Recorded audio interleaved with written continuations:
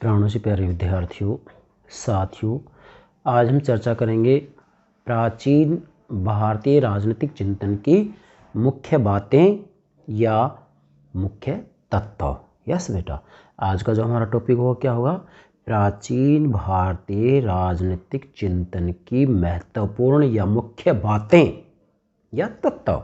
मतलब प्राचीन भारतीय राजनीतिक चिंतन के जो मुख्य तत्व हैं उसकी चर्चा करेंगे। बेटा, जो पिछला लेक्चर था हमारा लेक्चर नंबर 66, तो लेक्चर नंबर 66 में हमने आपको प्राचीन भारतीय राजनीतिक चिंतन के जो मूल तत्व हैं, मुख्य बातें हैं, ये समझाया था। और हमने आपको कहा था कि बेटा प्राचीन भारतीय राजनीतिक चिंतन के तत्वों के ऊपर हम 2 लेक्चर अपलोड करेंगे।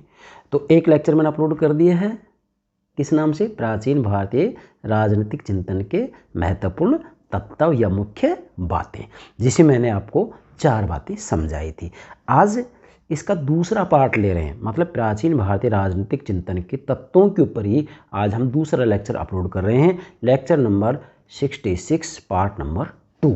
ये आपको ध्यान रखना है। मतलब प्राचीन भारतीय राजनीतिक चिंतन को यदि आपको सार रूप में समझना हो, प्राचीन भारतीय राजनीतिक चिंतन की मुख्य बातों को समझना हो, प्राचीन भारतीय राजनीतिक चिंतन के महत्वपूर्ण तत्वों को आपको समझना हो, तो बेटा इसके लिए दोनों लेक्चर आपको देखने होंगे। मतलब लेक्चर नंबर 66 पार्ट नंबर 1 और lecture number 66 part number 2, 2 lecture में ये बातें समझाई। तो आज इसका दूसरा लेक्चर है। तो पहले आप इसमें जो टॉपिक का नाम है उसको नोट करेंगे, प्राचीन भारतीय राजनीतिक चिंतन के तत्व। अब प्राचीन भारतीय राजनीतिक चिंतन के तत्वों में बेटा पिछला जो लेक्चर था उसमें हमने 4 तत्व आपको बताए थे। मुझे विश्वास है आपको ध्यान होगा। मैंने हालांकि आपको कई बार ये बात कह दी है बेटा, यदि आपको राजनीति विज्ञान अच्छे से समझना है और मेरे चैनल के माध्यम से आपको राजनीति विज्ञान समझना है, तो आपको व्यवस्थित रूप में, क्रमबद्ध रूप में चलना होगा। यहाँ पर ये नहीं है कि एक लेक्चर देख लिया उसके बाद में 10 लेक्चर छोड़ दिए फिर आगे बढ़ रहे हैं, तो ऐसा नहीं होगा। यहाँ तो आपको स्टेप बाय स्टेप आगे बढ़ना है और इस तरीके से आप चलेंगे तो राजनीति विज्ञान को आप बेहतर तरीके से समझ सकते हैं। ठीक है बेटा, तो प्राचीन भारतीय राजनीतिक चिंतन के अंतर्गत हमने जो है कल इसके 4 तत्व बताए थे। कितने? 4 तत्वों की चर्चा की थी हमने। अब वो 4 तत्व आपको याद हुए होंगे। यस, पहला तत्व क्या बताया था कल हमने? धर्म और राजनीति। मतलब प्राचीन भारतीय राजनीतिक चिंतन के अंतर्गत धर्म और राजनीति के बारे में क्या कुछ कहा गया है, मतलब इन दोनों के समन्वय की बात की गई। कल मैंने आपको समझाया था। पहला तत्व क्या होगा? धर्म और राजनीति। दूसरा, सामाजिक समझौता सिद्धांत। यस। तीसरा, राजपद का देवत्व। यस। और चौथा, सप्तांग सिद्धांत। प्राचीन भारत में राज्य निर्माण के 7 तत्व माने जाते हैं, सप्तांग सिद्धांत। ये 4 तत्व हमने आपको कल बता दिए हैं। अब बच गए कितने तत्व? 5। मतलब 5 और 4 9 तत्व हो गए। अगर आप प्राचीन भारतीय राजनीतिक चिंतन के महत्वपूर्ण तत्वों को या मुख्य बातों को समझना चाहते हैं तो आप इन 9 बिंदुओं के माध्यम से सारी बातें समझ सकते हैं, जिसमें हमने 4 बातें कल समझा दी हैं, अर्थात 4 तत्व आपको कल हमने समझा दिए हैं। आज जो बचे हुए 5 तत्व हैं उन 5 तत्वों को हम आपको बताएंगे। बेटा प्राचीन भारतीय राजनीतिक चिंतन के तत्वों को समझने के बाद में, फिर बोल रहा हूँ मैं, प्राचीन भारतीय राजनीतिक चिंतन के इन तत्वों को समझने के बाद में हमें एक तरह से सार रूप में, निचोड़ रूप में, निष्कर्ष रूप में प्राचीन भारतीय राजनीतिक चिंतन की संपूर्ण बातें समझ में आ जाती हैं। ठीक है बेटा, 4 बातें क्लियर। अब 5वां जो है इसकी जो तत्व या बात है वो नोट करेंगे। 5वां यहाँ नोट कर लेंगे। 5वां बिंदु, कल्याणकारी राज्य, द वेलफेयर स्टेट। यस, कल्याणकारी राज्य 5वां बिंदु है ये। मतलब प्राचीन भारतीय राजनीतिक चिंतन की 4 बातें या 4 तत्व मैंने आपको बता दिए हैं। अब ये इसका 5वां तत्व ले रहे हैं, नोट करेंगे कल्याणकारी राज्य।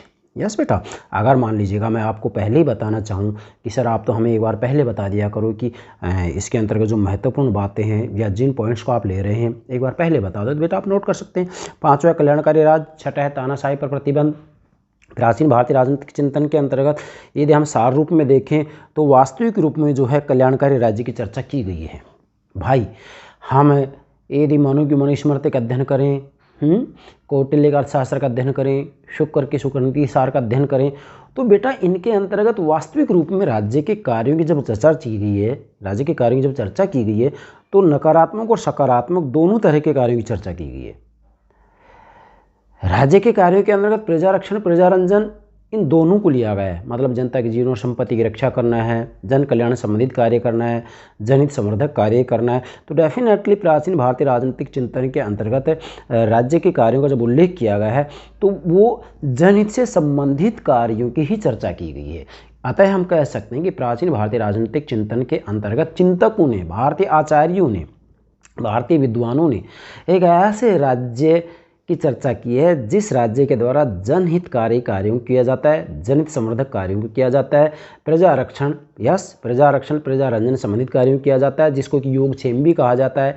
योग के अंतर्गत प्रजा के जो जीवन और संपत्ति उसकी रक्षा आ जाती है और क्षेम के अंतर्गत जन कल्याण संबंधित कार्य आ जाते हैं। इसलिए हम ये कह सकते हैं कि प्राचीन भारतीय राजनीतिक चिंतन के अंतर्गत हमें जो है लोक कल्याणकारी राज्य की अवधारणा के बीज मिलते हैं। लोक कल्याणकारी राज्य की वहाँ पर जो है अच्छे से चर्चा की गई है। भले ही मानो कि मनुस्मृति का अध्ययन करें, कौटिल्य का शास्त्र का अध्ययन करें, शुकर की शुकर नीति सार का अध्ययन करें, डेफिनेटली प्राचीन भारतीय राजनीतिक चिंतकों के द्वारा कल्याणकारी राज्य की चर्चा की गई है। यस बेटा, तो पांचवा बिंदु या तत्व तो हो गया कल्याणकारी राज्य। छठा, तानाशाही पर प्रतिबंध। आप नोट करेंगे छठा बिंदु, तानाशाही पर प्रतिबंध। हालांकि यहाँ पर मैंने सारी बातें नोट कर दी, लेकिन मेरा मूल जो लक्ष्य है वो आपको समझाना है बस। तो छठा तत्व क्या है बेटा, नोट करेंगे आप, चाहे तो बिंदु नोट कर सकते हैं। तानाशाही पर प्रतिबंध। पांचवा क्या होगा, कल्याणकारी राज्य। छठा क्या है, तानाशाही पर प्रतिबंध। जब हम प्राचीन भारतीय राजनीतिक चिंतन का अध्ययन करते हैं, जब हम प्राचीन भारतीय राजनीतिक चिंतन का अध्ययन करते हैं, फॉर एग्जाम्पल मनु की मनुस्मृति, कौटिल्य का अर्थशास्त्र है, शुकर की शुकर नीति सार, तो बेटा इनमें सार ये निकल कर आता है कि वैसे देखने पर लगता है कि मनु की मनुस्मृति के अंतर्गत राजा के देवत्व की बात की गई है, लेकिन साथ ही मनु ने यह भी कहा है कि जो राजा जनहितकारी कार्य नहीं करेगा ऐसे राजा को जो है मौत के घाट में उतारा जा सकता है, पद से हटाया जा सकता है। इसी के साथ में कौटिल्य ने भी, शुक्र ने भी ये बातें कही हैं। तो इससे बात स्पष्ट हो जाती है कि भले ही राजा के राज्य के कार्यों के बारे में व्यापक रूप में चर्चा की गई हो, राजा को व्यापक कार्य क्षेत्र दिया गया हो, लेकिन इसके बावजूद भी मनु की मनुस्मृति में, कौटिल्य के अर्थशास्त्र में और शुकर की शुकर नीति सार के अंतर्गत राजा या राज्य के ऊपर प्रतिबंधों की व्यवस्था भी की गई है। जैसे धर्म का प्रतिबंध होगा, धर्म नैतिकता का प्रतिबंध होगा, और जनता के विरुद्ध किसी भी रूप में राजा या राज्य कोई भी आदेश नहीं दे सकता, तो जनमत का भी प्रतिबंध होगा। कहने का मूल जो सार है वो ये है कि प्राचीन भारतीय राजनीतिक चिंतन के अंतर्गत आचार्यों के द्वारा, विद्वानों के द्वारा स्पष्ट रूप में बात कही गई है क्या, कि वास्तविक रूप में जो राजा होगा उस राजा के ऊपर अनेकों प्रतिबंध होंगे, जिससे कि वह कभी भी स्वेच्छाचारी, तानाशाही और मनमाना आचरण नहीं कर सकता है। तो ये एक महत्वपूर्ण बात है प्राचीन भारतीय राजनीतिक चिंतन की। यस, दो तत्व हो गए। तीसरा तत्व क्या है, भाई आज की चर्चा करें, कल 4 तत्व बता दिए, आज हम 5 बता रहे हैं, तो वैसे संख्या देंगे तो आज 5वां कल्याणकारी आज होगा। छठा तत्व क्या हो गया, तानाशाही पर प्रतिबंध।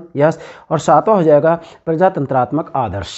नोट करें, 7वां तत्व है प्रजातंत्रात्मक आदर्श। बेटा प्राचीन भारतीय राजनीतिक चिंतन का जब हम अध्ययन करते हैं तो निश्चित रूप में प्राचीन भारत में राजतंत्रात्मक व्यवस्था होते हुए भी राजा के द्वारा जन कल्याण से संबंधित कार्य के ऊपर बल दिया गया है। अर्थात चिंतकों ने, आचार्यों ने कहा है कि राजा के द्वारा जन कल्याण संबंधित कार्य किए जाएंगे। अब जन कल्याण संबंधित कार्य किए जाएंगे और जनता के विरुद्ध किसी भी रूप में राजा कोई आदेश नहीं दे सकता। तो इसका मतलब प्राचीन भारतीय राजनीतिक चिंतन के अंतर्गत जो है प्रजातंत्रात्मक आदर्श की चर्चा की गई है। तो ये भी प्राचीन भारतीय राजनीतिक चिंतन की महत्वपूर्ण बात है। यस बेटा, तो 5वां क्या होगा, फिर से दोहराऊं, कल्याणकारी राज्य। छठा क्या होगा, तानाशाही पर प्रतिबंध। 7वां क्या है, प्रजातंत्रात्मक या लोकतंत्रात्मक आदर्श। फिर से बोल रहा हूँ, प्रजातंत्रात्मक या लोकतंत्रात्मक आदर्श। ठीक है बेटा, इसके बाद में 7वां हो जाएगा इसमें प्रजातंत्रात्मक आदर्श। 8वां हो जाएगा दंड का महत्व। नोट करें, 8वां क्या हो जाएगा, दंड का महत्व। प्राचीन भारतीय राजनीतिक चिंतन के अंतर्गत वास्तविक रूप में देखा जाए तो मनु ने भी, कौटिल्य ने भी, शुक्र ने भी दंड के ऊपर भी व्यापक रूप में लिखा है। बेटा दंड के ऊपर मैंने मनु, कौटिल्य, शुक्र इन सभी के लेक्चर अपलोड कर दिए हैं कि दंड के बारे में मनु की क्या विचार है, कौटिल्य क्या विचार है, शुक्र के क्या विचार है, सब बातें मैंने अपलोड कर दी है। आप प्ले लिस्ट में देख सकते हैं क्रमबद्ध रूप में सभी लेक्चर आ जाए। हम ये कह सकते हैं कि लेक्चर नंबर 66 पार्ट नंबर 2 चल रहा है। मतलब टोटल हमने जो है 67 लेक्चर अपलोड कर दिए। एक तरीके से आप देखें तो मैंने पीछे सारी बातें आपको समझा दी है। आज तो मैं केवल इतना बता रहा हूँ प्राचीन भारतीय राजनीतिक चिंतन के अंतर्गत जो महत्वपूर्ण बातें या तत्व कौन कौन से हैं। तो नोट करेंगे, 8वां दंड का महत्व।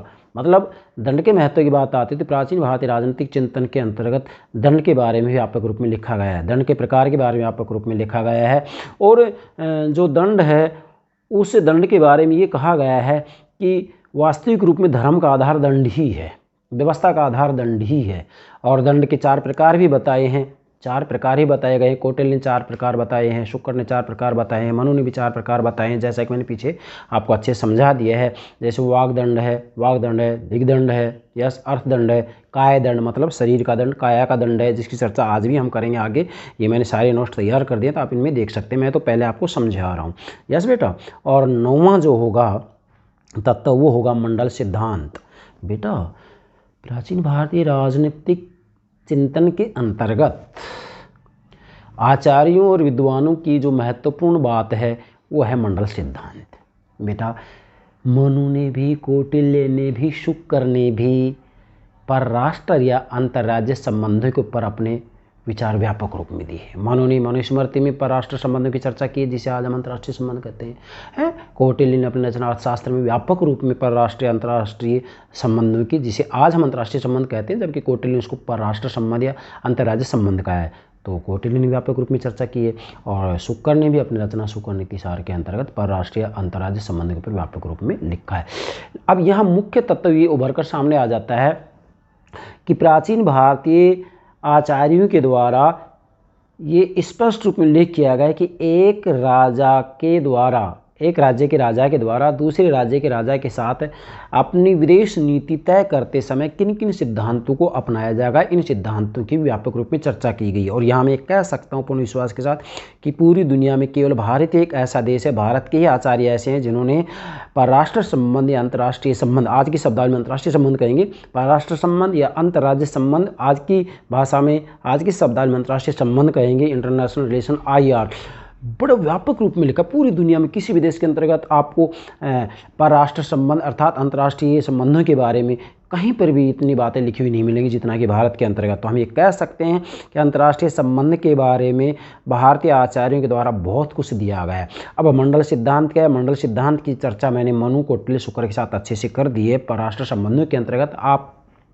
परराष्ट्र संबंधों का जो लेक्चर है उसके अंतर्गत सारी बातें देख सकते हैं। मैं तो इतना ही बताऊंगा।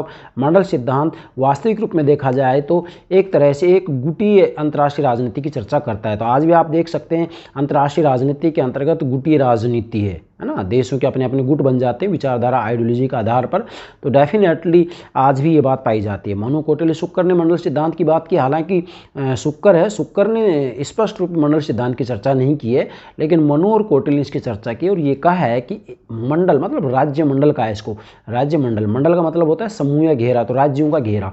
अब मनु ने भी, कौटिल्य ने भी राज्यों की घेरे के अंतर्गत 12 राज्यों की चर्चा की है। 12 राज्यों में जो विजिगीषु राजा होगा वो केंद्र में होगा, सेंटर में होगा। विजिगीषु राजा का मतलब होता है विजय की इच्छा रखने वाला राजा। तो पहला राजा तो कौन हो गया भाई? मंडल के अंतर्गत, राज्य मंडल के अंतर्गत, राज्यों के समूह के अंतर्गत 12 राज्य बताए मनु ने भी, कौटिल्य ने भी। अब 12 राज्यों के अंतर्गत जो केंद्र में होगा विजिगीषु राजा होगा। विजिगीषु राजा का मतलब होता है विजय की इच्छा रखने वाला राजा। अब विजिगीषु राजा से आगे 4 राज्य होंगे। पहला राज्य जो होगा वो शत्रु होगा क्योंकि सीमा से लगा हुआ है, पहला इसी सीमा से लगा। अगले वाला इसका मित्र होगा क्योंकि ये इसकी शत्रु की सीमा से लगा है। तो आप ऐसे कह सकते हैं विजिगीषु राजा, विजिगीषु राजा से आगे पहले वाला जो राज्य है इसका जो है शत्रु हो जाएगा, शत्रु मित्र, शत्रु मित्र। 4 राज्य आगे हो जाएंगे, 5 राज्य पीठ पीछे हो जाएंगे। इनको भी शत्रु मित्र, शत्रु मित्र, शत्रु। तो 5 और 4 9 और 1 विजिगीषु हो गया 10 और 2 कौन हो गए? मध्यम और उदासीन राज्य। तो टोटल ये जो है 12 राज्यों की चर्चा की है इन्होंने। मनु ने भी की है, कौटिल्य ने भी की है। अब इसको आप अच्छे समझना चाहते हैं तो मैंने मनु का भी अपलोड कर दिया है, कौटिल्य का भी अपलोड कर दिया है। आप परराष्ट्र संबंधों के अंतर्गत मंडल सिद्धांत को अच्छे समझ सकते हैं। यहाँ तो मूल बात आपको ये समझनी है कि प्राचीन भारतीय राजनीतिक चिंतन के अंतर्गत जो महत्वपूर्ण तत्व है वो मंडल सिद्धांत भी, अर्थात अंतर्राष्ट्रीय संबंधों के अंतर्गत आज की बात आती है। अंतर्राष्ट्रीय संबंधों के अंतर्गत हम वास्तविक रूप में जो प्राचीन भारतीय मंडल सिद्धांत दिया गया उसके ऋणी हैं।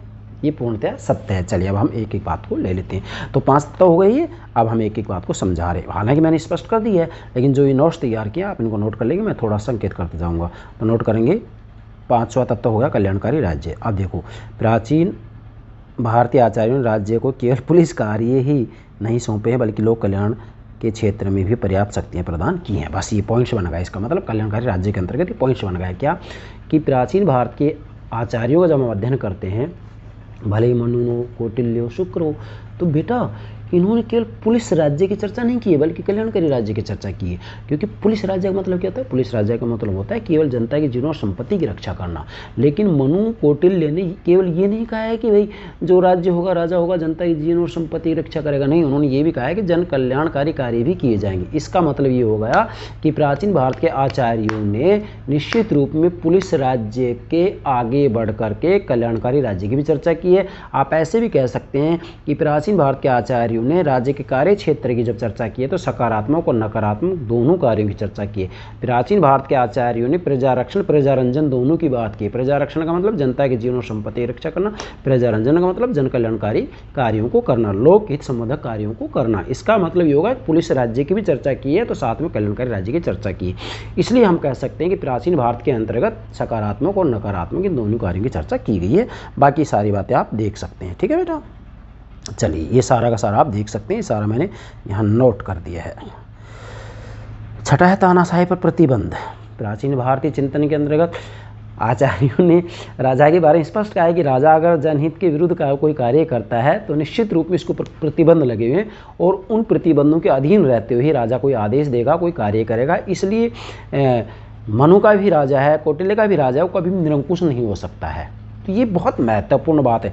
कहने के लिए कह दिया जाता है कि प्राचीन भारत के अंतर्गत देखें तो राजतंत्रात्मक शासन व्यवस्था थी तो राजा निरंकुश होते थे, नहीं, ऐसा कुछ भी नहीं है। राजा के ऊपर धर्म का नियंत्रण होता था, नैतिकता का प्रतिबंध होता था। ठीक है, तो तानाशाही पर प्रतिबंध इसको आप देख सकते हैं। जैसे हमारे लिख दिया है, प्राचीन भारतीय आचार्यों ने दंड को पर्याप्त महत्वपूर्ण माना है और इसकी स्थापना के लिए शक्ति का समर्थन किया है। अब ये बिंदु बना लेंगे आप, शक्ति का समर्थन किया। इसका मतलब ये है कि राजा को शक्ति तो दी है, क्योंकि जब तक शक्ति नहीं दी जाएगी तब तक व्यवस्था नहीं हो सकेगी, व्यवस्था हो ही नहीं सकती है। राजा को धन की शक्ति देनी पड़ेगी, लेकिन इसके साथ में राजा को शक्ति तो दी गई है पर वो कहीं शक्ति का दुरुपयोग नहीं करने लग जाए राजा, इसलिए राजा की शक्ति के ऊपर प्रतिबंध भी रखा गया है। ये प्रतिबंधों के अंतर्गत मैंने यहाँ सारी बातें नोट कर दी हैं, आप क्रम से इनको नोट कर सकते हैं। ठीक है बेटा, ये बिंदु बना लेंगे। यस, इसमें ज़्यादा समझाने की आवश्यकता नहीं है, ये सीमा होगी। जैसे इसके ऊपर प्रतिबंध की बात आती है, आप कहेंगे सर कौन कौन से प्रतिबंध लगाए हैं, तो यहाँ आप देख सकते हैं, ये सब की मैंने चर्चा कह दी। जैसे यहाँ ले लेंगे, पहला प्रतिबंध हो जाएगा परंपराओं तथा रीति रिवाजों का, मतलब राजा परंपराओं और रीति रिवाजों के विरुद्ध कोई भी आदेश नहीं दे सकता। दूसरा प्रतिबंध हो जाएगा किसका बेटा? धर्म का, ये सबसे महत्वपूर्ण है, धर्म का प्रतिबंध हो जाएगा। ठीक है बेटा, इसके बाद में हम आगे बढ़ते हैं तो नैतिक प्रतिबंध आ जाएगा। ठीक है,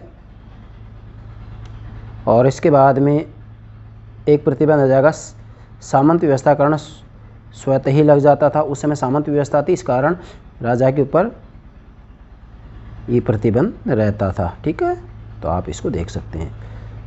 और इसके बाद में एक अन्य प्रतिबंध राजा के जीवन की सुरक्षा द्वारा भी लगा था, राजा का पद अत्यंत गौरव और अनेक दायित्वों से पूर्ण था। ठीक है, ये इसके ऊपर प्रतिबंध हो गए।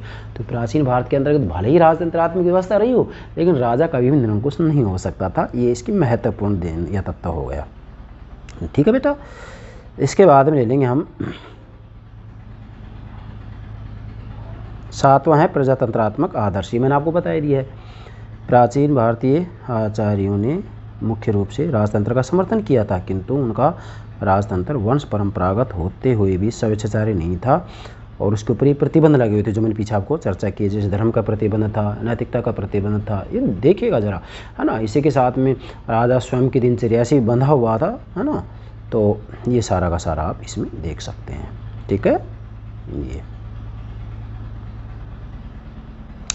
ये सारी बातें आप नोट कर लेंगे। ठीक है, समझाने की जो बातें थी मैंने आपको बता दी हैं, आप इसको नोट कर लेंगे सारी बातें, क्योंकि इस तरीके से नोट्स तैयार करेंगे तो आपको कोई दिक्कतें नहीं आएगी। ठीक है, ये अच्छे से नोट कर लो ये सारी बातें।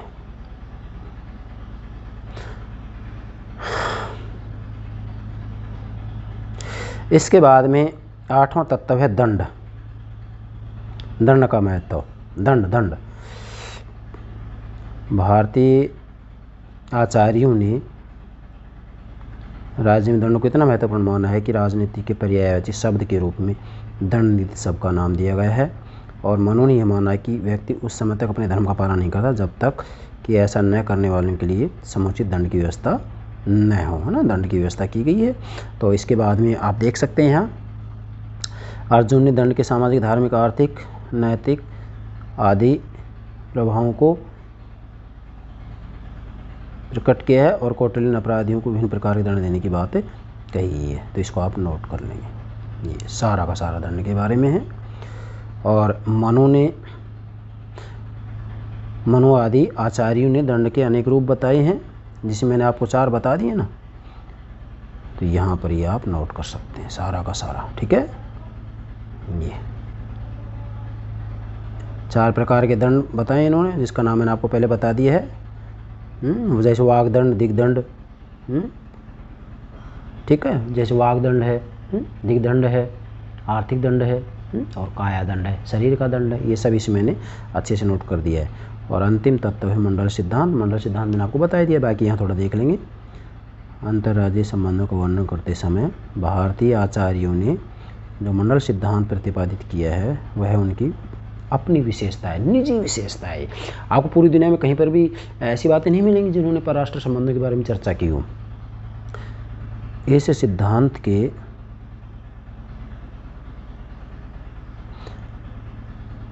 अनुसार सामान्यतः एक राज्य अपने पड़ोसी का मित्र होता है। मतलब ये जो सिद्धांत है ना, ये मानकर चलता है कि जैसे ये राजा है, ये राज्य है, अब इसकी सीमा से जो लगा हुआ राज्य है ना, उसका स्वाभाविक रूप में शत्रु होगा। फॉर एग्जांपल भारत है, तो भारत की सीमा से लगा पाकिस्तान और चीन है, तो पाकिस्तान और चीन स्वाभाविक रूप में हमारे शत्रु हैं, है कि नहीं है। तो ये बात समझने की। और इस मान्यता को आज की राजनीति के, नोट करेंगे, इस मान्यता को आज की राजनीति के प्रसंग में देख करके सत्य प्रमाणित किया जा सकता है। मंडल का सिद्धांत एक प्रकार से गुटबंदी का सिद्धांत था।